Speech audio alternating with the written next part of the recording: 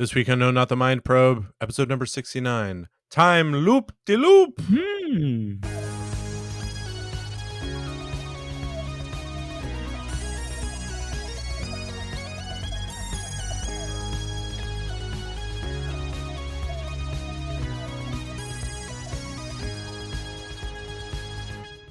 Welcome to No, Not the Mind Probe, episode 69. That was a terrible Beavis and Butthead, but I can't do that voice. Pretty good. Was it? Okay, good. I think it was. I think time will be my judge, and it will find me wanting. But not for the moment, because we're rocking through our podcast here, which is what this is, and it's one where we watch and rank every single Doctor Who story ever. My name is John Grant, and I am a lifelong Doctor Who fan. I've been watching it for 37 years. My name's Porter Mason. John's been asking me to watch Doctor Who for 25 years. I do think we're going to have to change these counts, maybe next episode. Yeah, we should have an event where a ball, we have a TARDIS on and it drops, and people do a big countdown and they're singing, and you're just Well, a year or two ago, I finally said yes, and so I'm a man of my word, so I've been watching this stuff, this thing. It just keeps going. And each episode, we take a look at two Doctor Who stories. We go through the NuWho in order, and then our Doctor Who sommelier, John, pairs that NuWho story with a classic story. John, in our season finale of Series 6, what do we have in store? Well, first of all, you got to get in the right mindset, because we're recording this during the beginning of the new fall season, so we're in a season premiere mindset. Right. We're just like, hey, everything's exciting, everything is fresh and new. Season 20 of NCIS, fresh and new. All of these great shows. Although, I know you have children, so you don't do fun things anymore. But the one that probably might be of interest to genre fans who presumably are listening to this podcast would be the new Quantum Leap. Oh, has come on. Yeah. Did you check it out? I have not seen that. I have not. It's on. I don't know, ABC. Or you gotta have some streaming service that's just not. They're trying to make you buy the streaming service, and I'm just like, ugh. Oh, great. Well, there's our review of Quantum Leap. I didn't even know it was out, and John hasn't watched it. So that's 1.5 stars. Look, they've innovated because they're like, what if the main character was played by an Asian guy? Okay. And he just leaps in, but he still leaps into other bodies of of all sorts of people. So I don't know this much they're going to do with it. And then, the big question, the question on everybody's lips is, will Scott Bakula return? I mean, and I don't know, but it's, this is an American answer to Doctor Who in some ways, right? I mean, This is their I said that when we started the show, and you scoffed at me. But I did. But I was a big scoffer then. That was a thing. I was going really into scoffing. When you scoff a lot. But anyway, what are we going to watch? What are we going to talk about? Put that aside, because what did we already watch, and then now we're going to talk about. This is the end of the season, although also the beginning of the season. Wow, that's a paradox, which is what this is about too. Ugh. We are wrapping up this season of the Matt Smith series. We're going to finally answer all the big questions that were asked at the beginning, forgotten about for several months, and so you're saying at the end of this episode that'll all make sense. Everything will be totally wrapped up. Everything you will know. Everything. It's the Wedding of River Song, and just telegraphing a big moment in the episode, I guess here.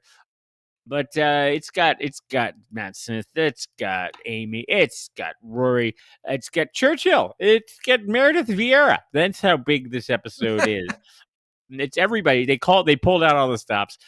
The big old season finale, the Wedding of River Song, and then I paired that with it because it's a very timey-wimey episode, and there's paradoxes galore. In fact, if you don't like time paradoxes, or if you don't really fully understand them, it's not going to be for you.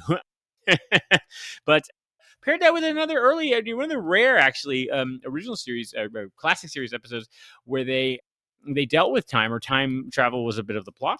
But it's the Daleks. They're back, and they're menacing John Pertwee for the first time. And, of course, we got Katie Manning as Jo, Nicholas Courtney as the Brigadier, in the very exciting, masterless Day of the Daleks.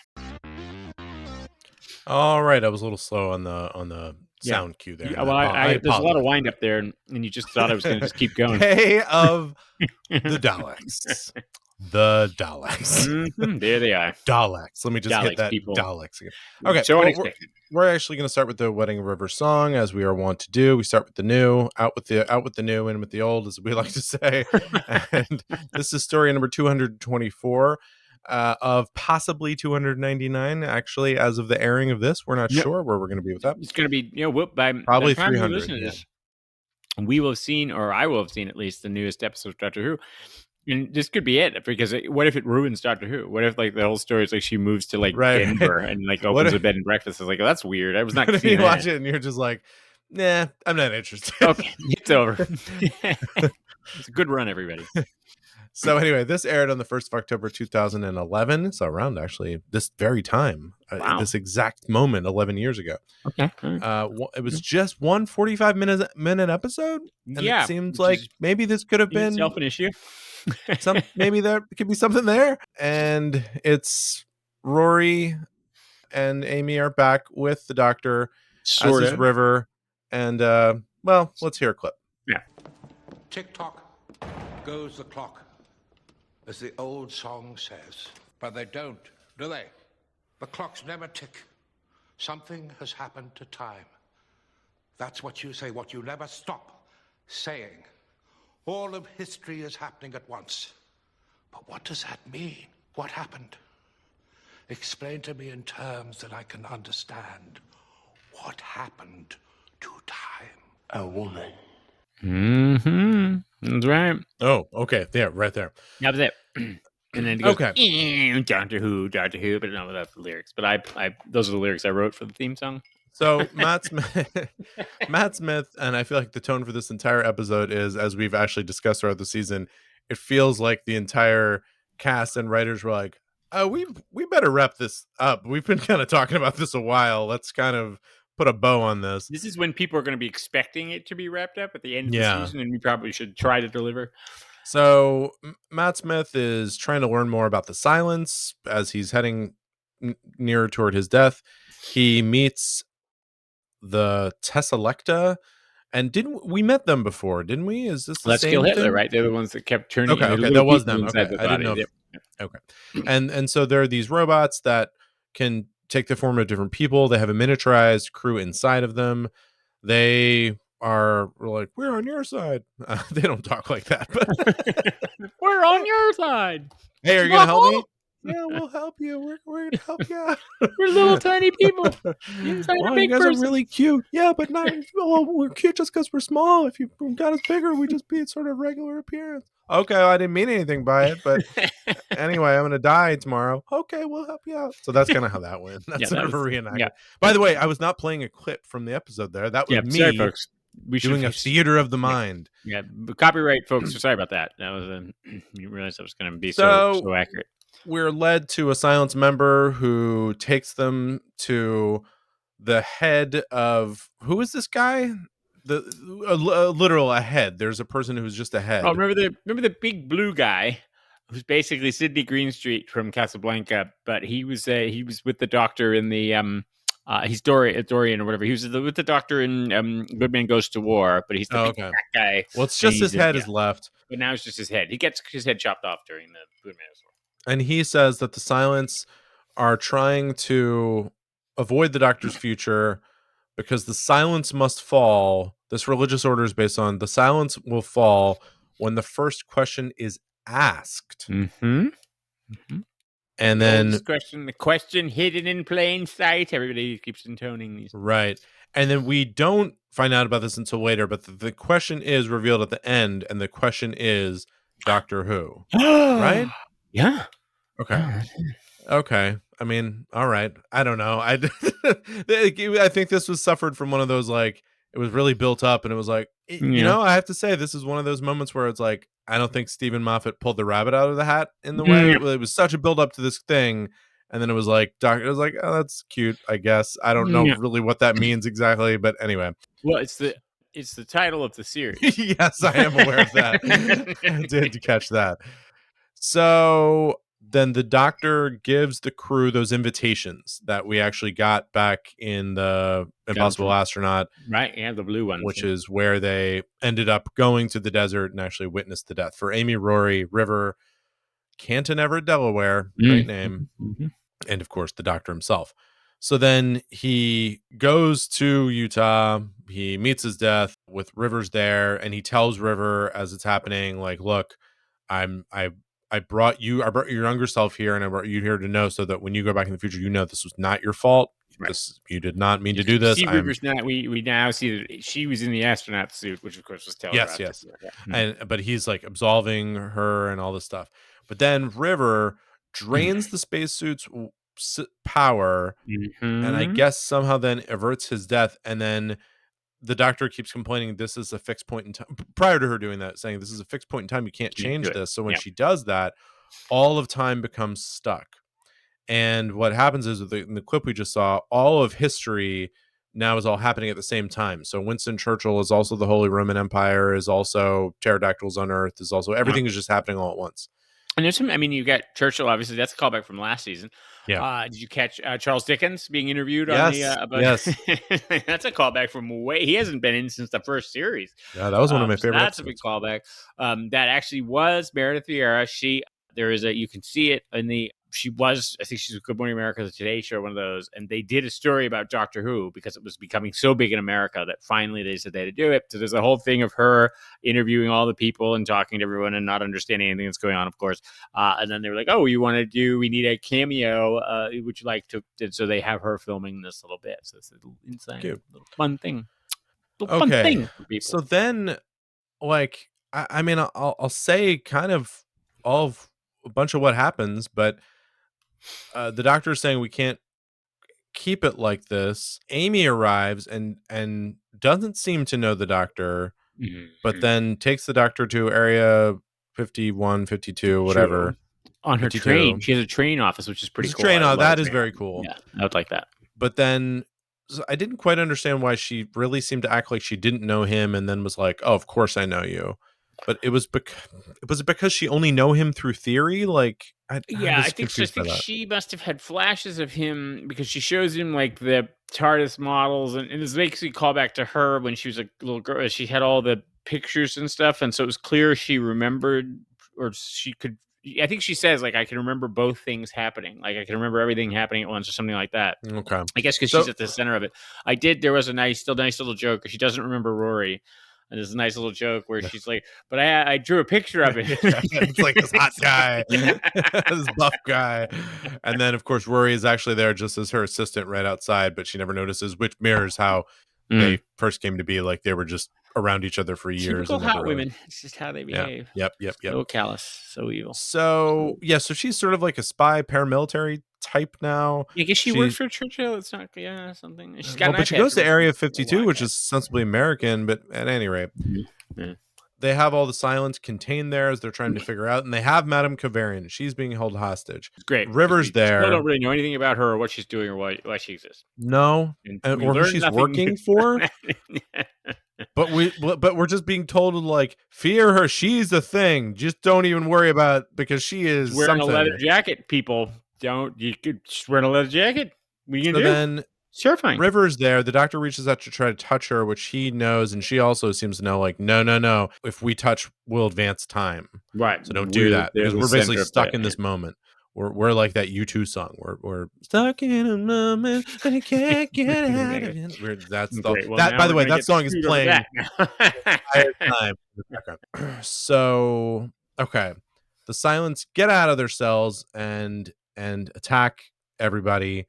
Yeah, and then Madame Kavarian, who is part of the silence, it's still don't know, but she's like, "Ha! I will kill you all with my little eye patches because you guys decided to." All put on my iPad. I thought there would be no consequences to that. It's like, well, actually, it turns out, no, that was like a Trojan horse into your eye, and then we'll kill you all.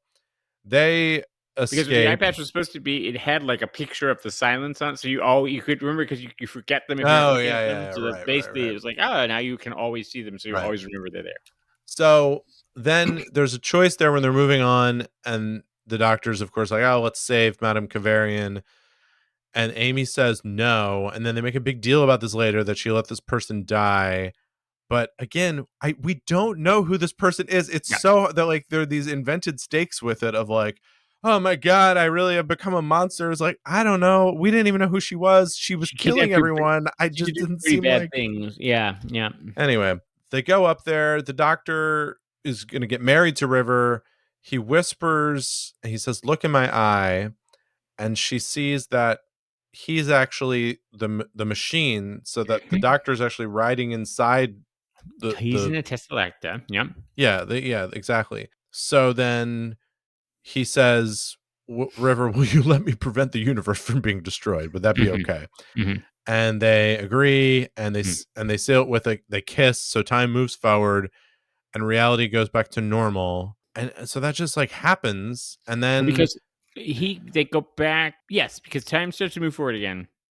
Because I guess now he's been killed, except that he wasn't killed. except he wasn't killed, so Yeah. now we have a new thing that we don't know what's going on. Because so then at the end, River is kind of commiserating with her parents, Amy Yeah. and Rory, who are very much, as far as I Think can he's see, dead. still a big part of the story. Yeah. Yeah. Like I Yeah. thought they were going away. I guess not. Yeah. Yeah.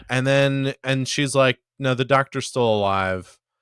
And then the doctor, we see the doctor. There's a couple, basically these are just like stingers. Yeah. Yeah. And then the doctor's talking to the head in the Yeah. Bogdorium Sorry. and says, well, everyone thinks I'm dead, and that'll allow me to kind of fade Right. out a little You got bit too because I've big. been too involved with everything Yeah. and whatever. And then I don't know, and that's it. That's the end of that. But like Yeah. it was a Yeah. very strange. Yeah. Agreed. 100%. I remember being deeply disappointed with this when I first watched it. I thought maybe I'll watch it again and will be, it will be redeemed in my eyes. And it was not. It's it is it's a mess. I think there are a lot of amazing visuals. It's very classic Stephen Moffat. So it was written by Stephen Moffat, of course, and he's got his brilliant imagination, and he's got everything from the live chests where the bolts and the pieces, and the headless monk's storage space with the skulls, and the trains going into the pyramids, and the cars with, I mean, just huge visual imagination, right? He's just like, these are great images and all these interesting ideas, but it's totally untethered. I think that's the problem with it. It's totally untethered. He can do, it's a time paradoxes and all times happening at once. It's too much. He's just like, I can do anything I want. It's like, well, you should dial it back to 2 or 3 things that you need to do, not Well, and like I everything said, at it once. never had these moments where it was like, aha, wow, you pulled the rabbit out of the hat. Yeah. You know, it and it did have a couple that felt like maybe there were attempts at it, or just never, like maybe were intended to be at some point but never quite got there, and then you just end and you're like, we've been building up to this for the whole season. Yeah. Like, And we um, still don't know anything about the silence. And I will say this. So some of these story arcs do carry on and we do get answers, but it's a while. And so it's like, all right, he's playing out a multi-season plan here, but oh, that's, sorry, we forgot to mention he tells River his name. well, but he didn't. He actually told her, just looking in his eyes. He said he tells his name, but actually he's lied. She says when she's talking to Amy, he's like, well, what he whispered in my ear, and she said, no. He said his name, and she said, no. What's the first rule of the doctor? The doctor lies, Oh, and it wasn't. okay. That's gonna come back into something anyway. Yeah, it's just it's a very weird episode, and it ends up being very unsatisfying. It's got, Why is them getting married solve anything about the time paradox? yeah, I don't know. It was because they're gonna touch each other, but that doesn't That was just matter. moves time forward. Nothing Yeah, was done to me that indicated here's why this will no longer be apparently your death. Like we found it's not his death. So it's like, yeah. okay, well, why? How and why? Well, the other thing is, it's like, okay, what is time? So it's a fixed point in time. The doctor dies, and everybody thinks the doctor dies, and all that kind of stuff. Now they fooled everyone. It's like, oh, the doctor didn't actually die. It was the little robot-y thing that everyone saw. But it's like, so time got fooled. Like it'd be Make any sense? like, wouldn't time know? It'd be like, well, wait, that's not the actual person there. But is time like watching from atop of the hill in Utah? It's like, yeah, we got him, everybody. Like that's hard to follow. And again, at these species, you're totally like, you can do paradoxes, so there's no rules. You're totally untethered from sort of any rules in this situation. And I think it's too much. There are nice little character moments. I did like. Did you catch the death of the Brigadier? No, I saw this reference when I was reading the description. I didn't, and apparently he died during around this time. Yeah, And so Nicholas Courtney, the actor, died, and they wanted to do sort of a tribute to it. And this is actually quite not, sort of it's the doctor's like, time never laid a glove on me. And then he calls the nursing home where I guess the brigadier was living out the end of his oh life. yes, okay, And yeah, sorry. yeah, and implying that like he would stop by all the time and pick him up and they'd go off and do things and have no whatever. But then I guess he called too late this time, like, oh, he died a few months ago, blah, blah. And that was like a big moment for that. That was a sweet little moment. There's nice little funny character moments, the picture of Rory and things like that. But yeah, I mean, this is way too much plot, just piled on top of plot. Why wasn't it this is one of the rare occasions where like, Yeah. make this a two-parter. I don't know if it would have improved anything, but it just felt like there were so many things where it just got crammed into like 10, 15 minutes. Well, you feel like too. The thing about this season is like somehow it was like, well, wait, what happened? That he had this idea. I'm gonna do this big season opener. The Doctor's gonna die, and that's gonna set in motion this whole season. Except then he kind of got started writing. It was like, he's dead, and he's obviously not going to be dead at the end of it. Right. That's There's really almost not a much surprise. build up That's to not a that. surprise. Like, Yeah, it's like I guess there's really not much to do to prepare for that other than to get to the end. like I almost would have thought it would have been better to somehow do the first episode and then maybe reel out some other stuff. But I guess they do the River Song stuff and things like that. But like I actually thought the end of the two-parter that opened the season with the whole Apollo mission and defeating the Silence and stuff like that, I thought that was a really cool. I thought it was an exciting ending. I like that. I think that's a very clever episode. That might have been a better ending. It's like somehow incorporate like, that was a better here's story. this time paradox thing, and then at the end we still have to defeat the Silence, and we're going to do that through this, and that might have been a more satisfying ending.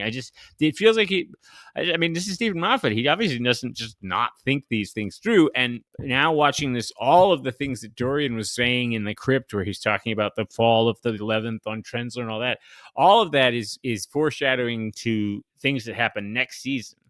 A lot of it is explained next season, which fine. Looking back on, it's like, okay, that's good. But yeah, when you were watching it at the time and you're clearly picking up on this is pretty annoying. Yeah. Like, hey, you've watched this whole season. Don't worry. This is all going to pay off in 5 seasons. It's a hard thing to swallow.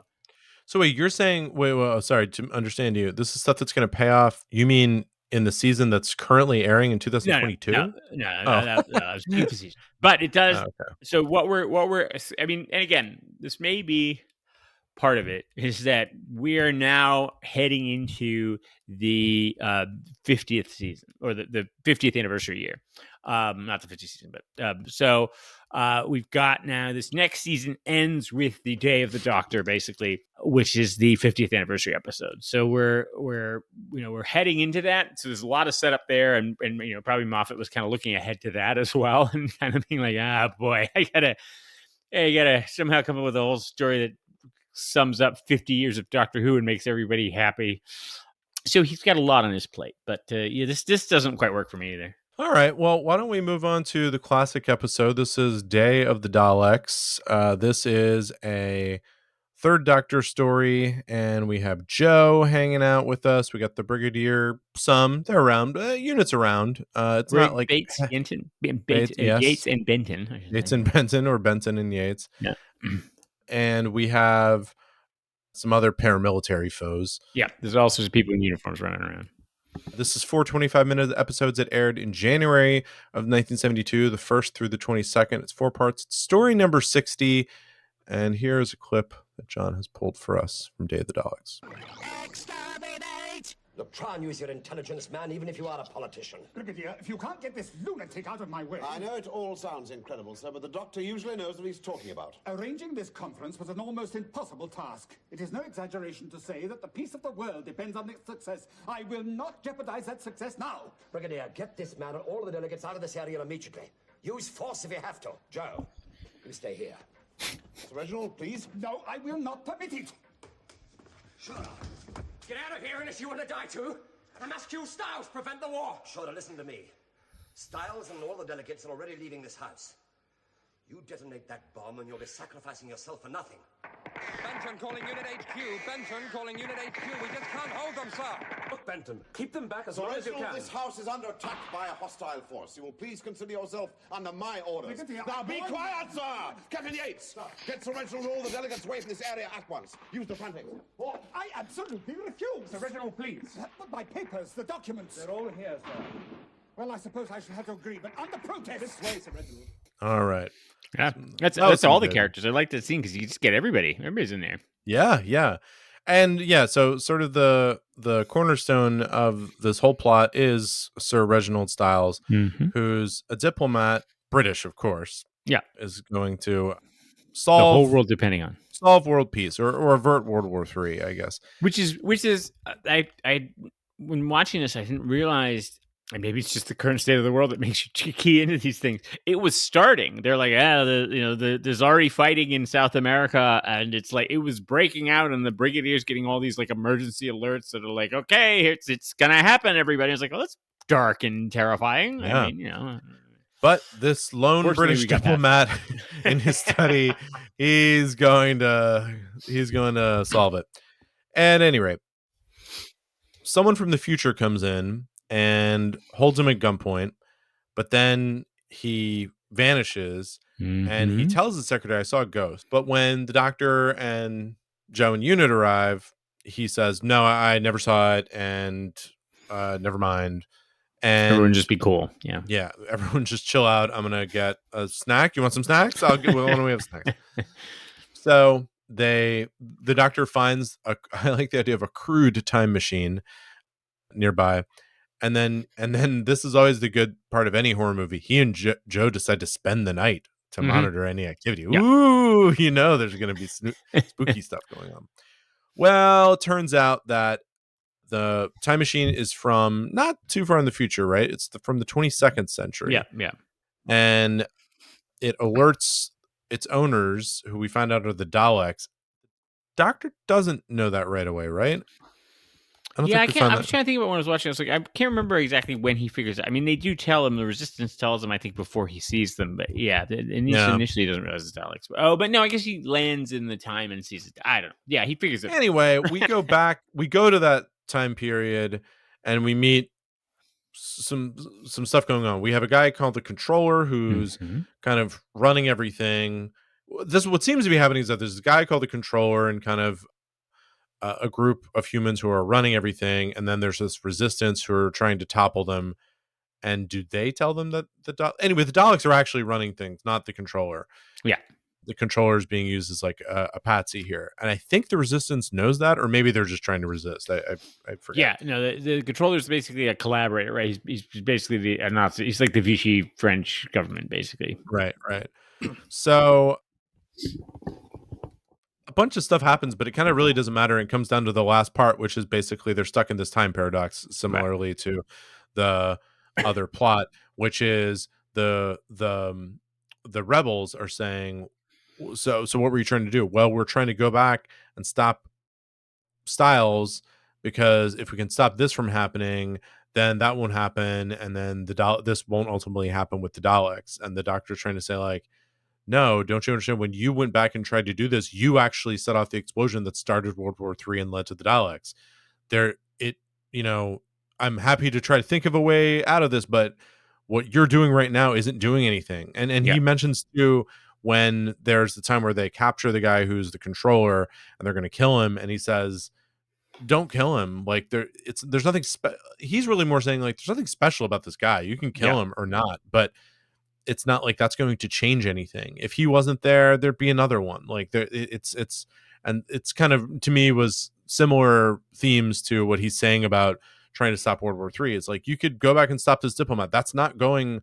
You think you have found like the linchpin of the series of events. You haven't. Like that's just not how it works. But then it's like, but actually we do have a way to stop it. And then I really like that whole speech, but then at the end it's like, well, actually we do have, it's a bomb made of Dalekanium, which is a Dalek explosive, and they go back and somehow setting that off stops it. I really don't understand. And then he goes back to Styles and says, like, you you have to make this peace conference a success. So this was a little weird to me because, again, I thought it was a nice setup to this of like, no, what you're trying to do is impossible. It can't be done in that way. But then I thought the ultimate way that it was solved was like just a different, straightforward way. Like, I don't know why that. Does that make sense? Or maybe I'm saying it Well, wrong. it was. I mean, again, you get into a paradox. It's like, well, how does a paradox start? So it's never clear, right? Paradoxes are hard to write about. It is. I like this episode, but I did want it to be like, well, the heart of it is this paradox, which they didn't really mention until you get to the fourth episode, and that's when you figure out what's going on. And then it'd be, as you say, it'd be better if they figured this out in like the second episode, and then there was like the doctor was trying to convince them or stop them or change Maybe it. you And like, tried a bunch of different things, but then like World Yeah. War III's keep happening, and you're like, now we got to try again. Like, or like making it more central to the plot would have been a much more interesting story than what they went with. By the way, This he is- doesn't meet the Daleks, I believe, until either the fourth of four episodes, He barely or the- confronts them. Yeah, he or the sees last them. of Yeah, the yeah. third. And this is the first time and the reason why I say that is particular is like, this is the first time Pertwee's even meeting them. It was weird that it was just sort of, I don't know. Yeah, there's no grand confrontation. Anticlimactic. He's first of all, he's subjected to a mind probe. So this is a big, obviously, the time paradox here is that we went back in time to incorporate a mind probe reference in order to in part justify this episode. So it's all put together. But yeah, this is the first time the Daleks have been back in 5 years. They had been, the last time they would have appeared was Evil of the Daleks, which is the second Doctor one that we watched them. That was. Oh, and by the way, thinking back to Dalek Invasion of Earth. Yeah, they mentioned we've already invaded it. Yeah. Yeah, well, what's sort of not that fun about the trappings of this episode is that we don't actually get to see the Daleks go around and run Earth. Like, they're just kind of hiding in the background. So it's not that satisfying. And we don't see any of this World War III we keep talking about. We don't see any of it. I mean, I think I'm sure there's reasons for all that, but like budget reasons. But yeah, ultimately it was like, you guys are talking about a lot of interesting stuff. Well, imagine. So apparently, imagine if not only, I mean, you're remembering Daleks Invasion of Earth and you're disappointed not having this, but imagine if you had seen trailers for this, which apparently did show the Daleks going all over London and everything like that. And like, the Daleks have invaded Earth again. And everybody's like, oh, this is going to be a big epic. And then they don't show it. Like, they specially shot a trailer. It's like, here they are in London, and then didn't show it. You are so this is the interesting thing here. You watched it on BritBox, yes. So that is an upgraded version. So yeah, they cut in some computer animated stuff. They did this for the DVD. They also the Dalek voices, and you should go back and find them on YouTube. The original, they hadn't done the Daleks in 5 years. The voice artists and all that who used to do them weren't around. And the original ones are terrible. So these are redubbed voices with the current voice of the Daleks, Nick Briggs doing them, because they were just like, but they were just not. They were sort of Dalek-y, but not great Dalek-y. And it's a bit.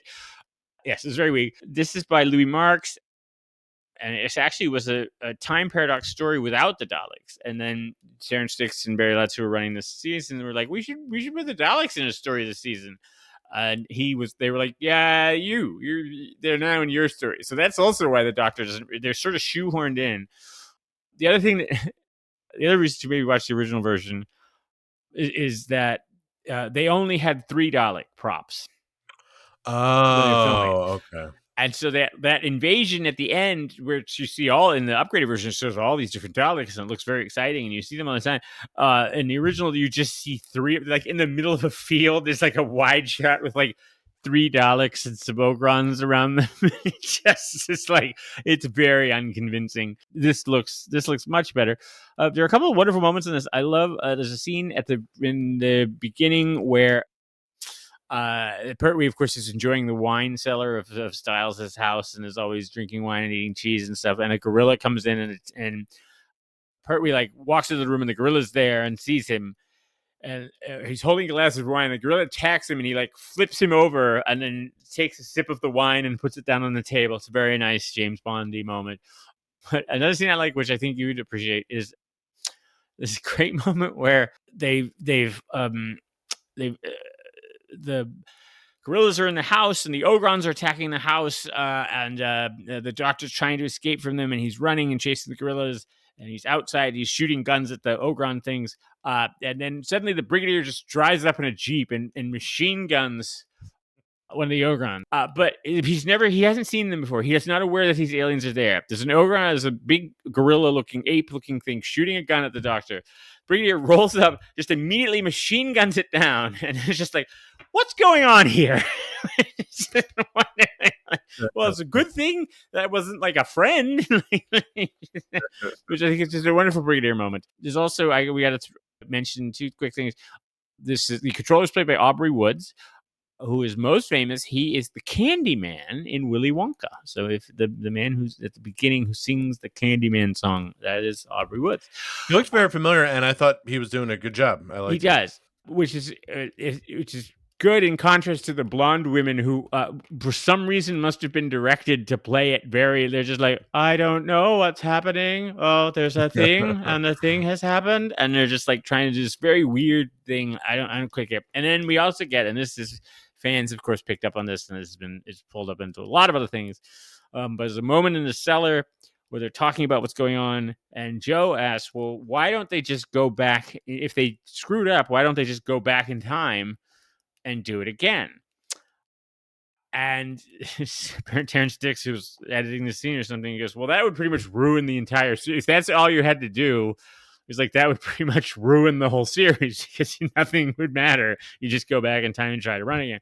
So the Doctor's like, well, that's because of the Blinovich limitation effect. Oh, God. Then he's about to explain what it is, and then the door bursts open, and somebody says, like, yeah. It's a very, very interesting little moment there. But this is a very classic Pertwee one, but it is. Oh, and yes, of course, the whole. I also like it's a high security conference. They've got this house full of all the diplomats, and World War III is breaking out. And then when the Doctor gets back from the future, he just drives up in a military jeep, pulls up in front, and just sprints into the house.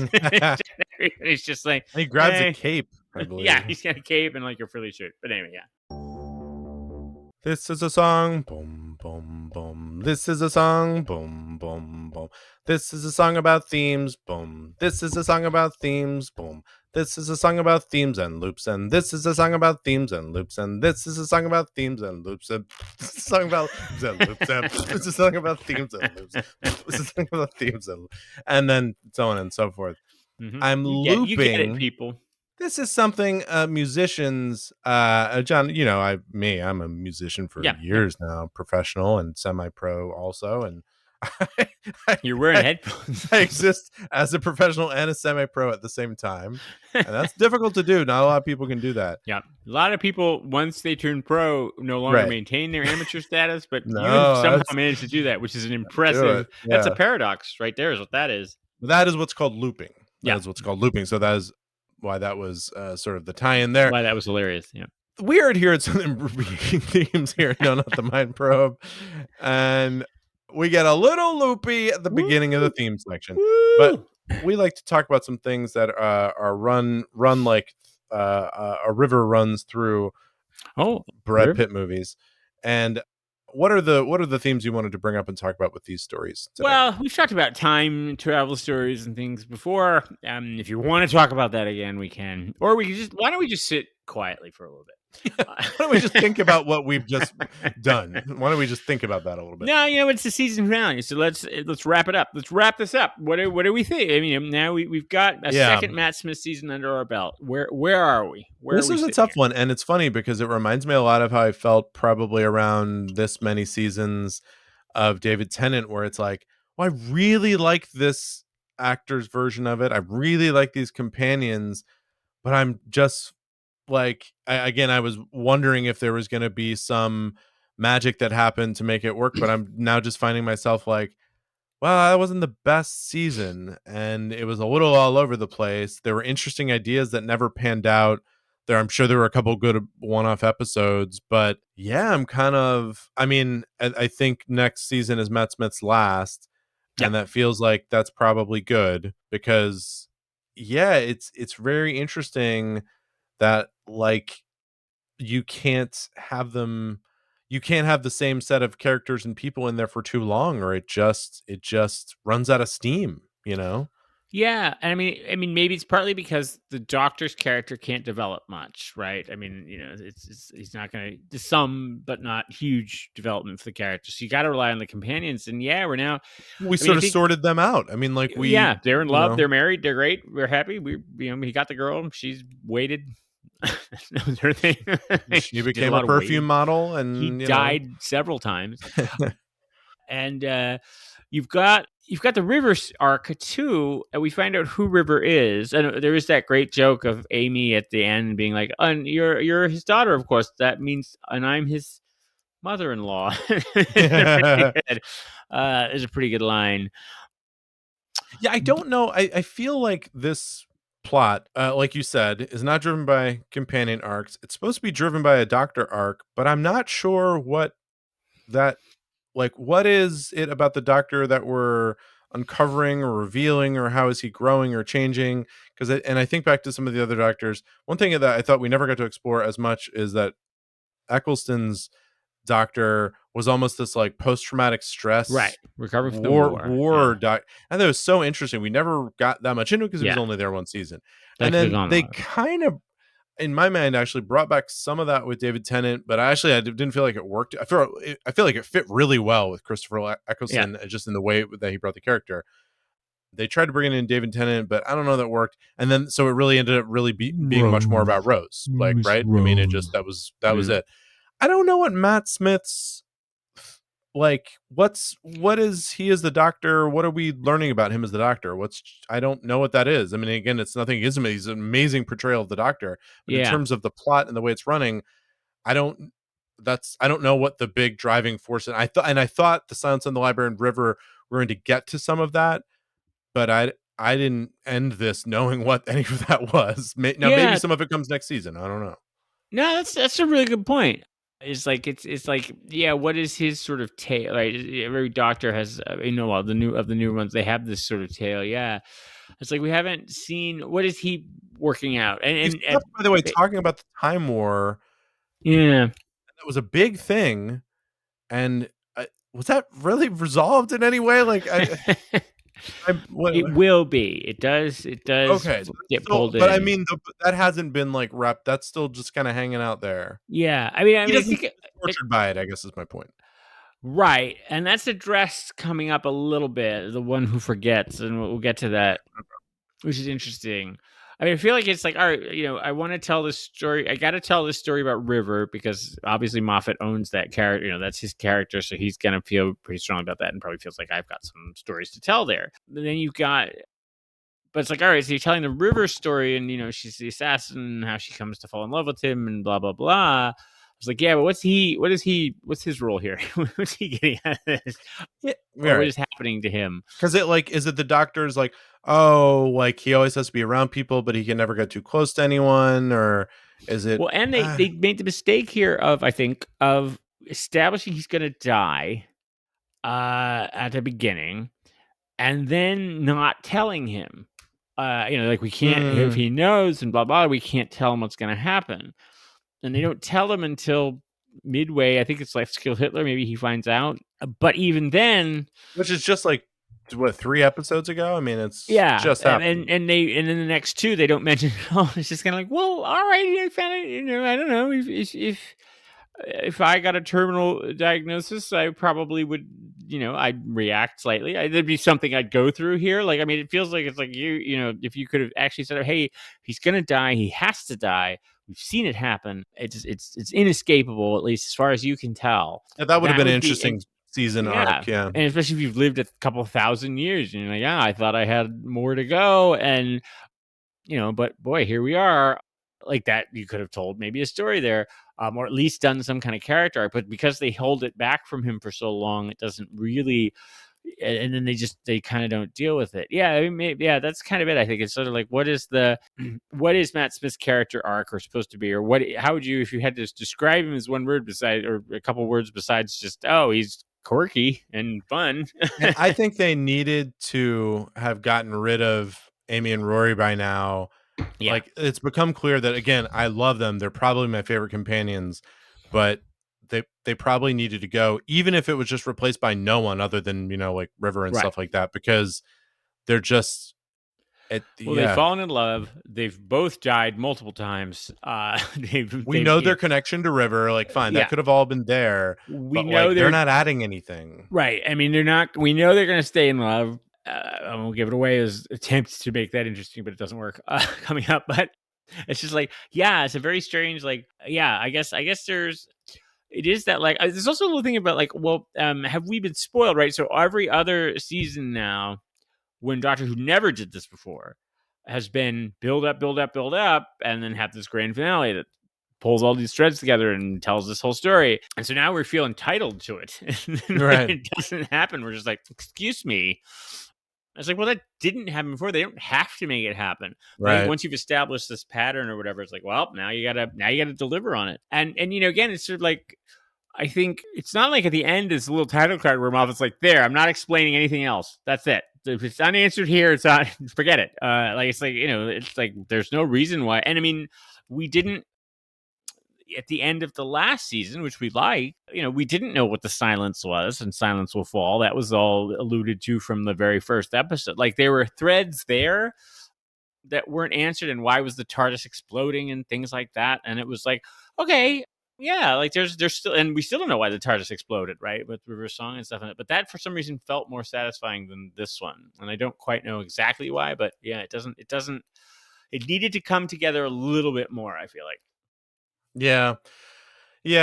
And again, because he's had some pretty incredible moments, it was I was suspending disbelief for a while into this, being like, wow, what's gonna happen here? Like, I wonder what's gonna happen to really wrap this all up. And then I was like, oh, not really. And then it did the thing, which it's funny you mentioned watching it back then, because this would have been very similar to my reaction to watching Lost, where you'd be waiting the whole season, get to the end, and then be like, well, they half answered one thing, and then they give me 7 new things that I don't know now. Like, and it was just so frustrating, where you're like, I'm happy to maybe open up a new thing, but we didn't even answer the old thing, and you just opened up former. So now it's like, well, now the Doctor didn't die, but I don't know why, and I don't know where he is, and I don't even know what's happening. Like, what is the show now? Are we following River and Rory? Like, we don't know what's happening. So it's kind of funny. It is an interesting arc of like, yeah, it's kind of like, all right, what is the or not arc, but there's probably, I'm sure there's mathematicians who are working on this, but it's kind of like, how much do you have to tell, right? There clearly is a right amount, right? In now shows especially, they dole out these storylines. We talked about this a few episodes ago. They dole out these storylines very, very slowly. Just a little bit more, because it's going to go for 45 seasons, something like that. You're like, oh, please. But if it's too slow, it's annoying. You're just like, nope, I'm done. I don't care anymore. And if it's too fast, then it's not interesting. So it is a real art to figure out the golden mean here. But it's clear Stephen Moffat has not hit it with this episode. All right, John, as we said, probably we don't know this at the time of recording, but we think that at this point there are 300 official Doctor Who television stories. Right. There's now, at the time that you are listening to this, faithful reader or listener, I guess. Listener. Yeah. There is a new Doctor, but we don't actually know who's that's going to be. Right. We know eventually there will be this new Doctor that I forget his name. Fellow. But that fellow, we don't know if he's showing up at the end of the next one or not. No, we don't know. Yeah. So some of you may just be still sitting in front of your televisions with your jaw hanging open, and you've turned to us for comfort. And we can't provide it. It's disheartening for me, because there's going to be a new Doctor. I haven't even polished off this one yet. So now I'm like, I'm going backwards here. There's more Doctors that are being put in front of me. But, we can accelerate our pace. Should we be doing an episode a day? Should we just be pumping this out? I wouldn't mind going back to doing one a week, but it was just very hard to schedule, Yeah, we're busy people. We have ranked 136 of these stories, and we're going to rank 2 more. I will start. I interestingly ended up ranking these in a similar spot, which is below the bottom half. They're in the bottom half of things. The Wedding of River Song. This was disappointing. I'm going to look at, when you start talking, I will stop listening, as is my want, I will try to see if this was the lowest Matt Smith episode for me. But it's down there. I ended up leaving it an interesting pairing as I put it at number 91, right below the Impossible Astronaut Day of the Moon, because I similarly just like wasn't. It kind of started where it ended here. Really Like I frustrating. Yep. didn't really like it to begin with that much. So yeah, not like the very bottom by any means, and still enjoyable. But as I kept going down, there were just so many other episodes where I was like, well, I'm not ranking it in front of this. I'd rather, I'd rather watch this and that. And then Day of the Daleks, I did put just a touch higher, which is not normal for me. I'm normally not ranking the classic one higher. Ranked it a little bit higher. I put it kind of around all its friends there with the Terror of the Autons and the Sea Devils, and I put it above Full Circle. But Nice little family of. I put it below the Sea Devils. I didn't love this episode. We talked some of the reasons why we just didn't see a lot of things that I thought were interesting. But to your point, there was no master, and it was John Pertwee, and we had some Brigadier. Could have had more Brigadier. Yeah, Always good. Always good. Yeah. What about you? I've got the Wedding of River Song very low. What I'm discovering now is that and this is why these rankings are just wrong, but is that there are now just sections of stories, and I'm just like, this one is in the disappointing, unfulfilling season finale section. So I've got it right below the End of Time and the Sound of Drums, Last of the Time Lords, at number 98. This is in my. And it's right around Good Man Goes to War, which obviously is carrying on this storyline and stuff like that. And it's like, it's just right there in that. I get you were trying to go for something big and you missed the target on this one. It's not awful. I wasn't like gnashing my teeth or like, it didn't actively make me angry, which I guess that's probably not a great review. It didn't actively enrage me. But I was just kind of like, could have been, especially I think, I'm still thinking back to it about how, like, Stephen Moffat, he's blown us away with this first Matt Smith season. He set up this very interesting, concept, and it's like, oh wow, as you say, he's gonna pull something out of the hat here. It's just gonna be absolutely amazing. And he pulls out a whole bunch of ideas. He's very Moffat, all these crazy ideas and imagery, which is cool to look at, but it just doesn't hang together. It's just kind of a mess. Day of the Daleks is, yes, as you would expect, it's going to be a little bit higher for me. It is it's slightly above my Doctor Who comfort food section, because I do like the time travel. I do think they attempted to do something clever, and they rarely did this in the classic series in terms of time travel. So I liked that, and I thought that was a cool idea. I like Pertwee. I like Joe. I like all the characters in it and stuff like that. And so, it's in that. It's just it's in the upper level of my comfort food section. So I've got it at number 57. So right around Spearhead from Space, right around Rose, which also, solid episode, but not crazy. It beats Rose just a little bit for the cleverness. But yeah, right around in my clever but comforting area. Number 57. Well, interestingly, if I put in the supercomputer here and I look at the total rankings, it is ranked 70th, Day of the Daleks. Yeah. Right above. Ranked 69 is Full Circle, which feels very like similar, and they're both at this ranking because I ranked them both in the 80s and you ranked them both in the 50s. There we go. So we disagreed the same. Well, good. Because as we learned in the last episode of this podcast, sometimes that could be like it could go to number one. Like you just don't. I'm not 100% sure what algorithm you have here. Well, the algorithm never lies, and I know that because my number one episode is actually ranked number one. So I just know that we've done them right. That's correct. Right. Yeah, fair. So the Wedding of that is at right in the middle. It's almost smack right in the middle. A little bit lower, but Day of the Daleks is right exactly in the middle. And Wedding of River Song is we both ranked pretty similarly. I had 91, you had 98. It ends up at 97, tied with the Sea Devils, below State of Decay, just above Evil of the Daleks. I think it's a good spot for that.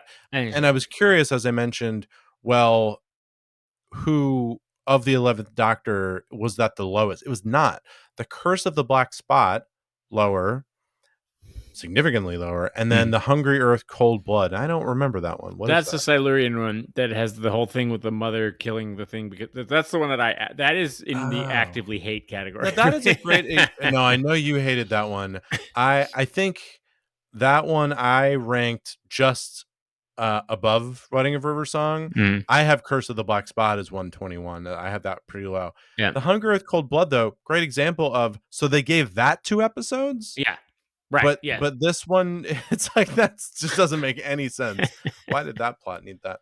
Well, listen, you can disagree with us, all you want. Hey, you know what, Stephen Moffat? Just take the show over again and figure it out. Like, you got time. What do you want? We're laying out a manual for doing this show correctly. If you want to be appreciated by the No Not the Mind Probe crew. Like, I mean, we're just handing it to you on a platter. Yeah, we have all the answers. It's so easy. Like, it's so simple. If you would just get your head out of your rear end and get this stuff done. Look, if you disagree with us, it's fine. You're probably all you need to do is go to mindprobe.show or email us, porter@mindprobe.show, John, JOHN, @mindprobe.show. Let us know how you feel. Go to mindprobe.show. You can check out the rankings, see where we're wrong. You can go to the watch order. You can watch along with us. Please hit the subscribe buttons there and subscribe to us in your podcast player. Please give us a review on those podcast searches. We would love that. And please share the podcast with your friends. John, what do we have in store for next episode? Well, it's the holidays. Get in the holiday spirit. It's Christmas time. It's Christmas time. And you know what? I mean, you and I know, because we've been friends forever, there's nothing we enjoy than, you like to go to a nice cabin. Love a cabin. And do some mining. Oh, because yes. It's going to be some space mining coming up in this next one. So we've got the great Bill Bailey, the comedian, going to appear in this upcoming one. And it's a holiday one. It doesn't really have much Amy and Rory. It's Matt Smith. And just, you have to pay close attention, and you might recognize the parallel here, what it's trying to do. It's called The Doctor, the Widow, and the Wardrobe. I'm not. I don't. Yeah, it's hard, but you gotta, if you really focus. And so there's mining going on there. By the way, we didn't mention there was mining and resources in Day of the Daleks. Some nice mining and resource discussion. A lot of people carrying rocks around and dumping them up. And there were a lot of battle scenes in what looked like a parking garage.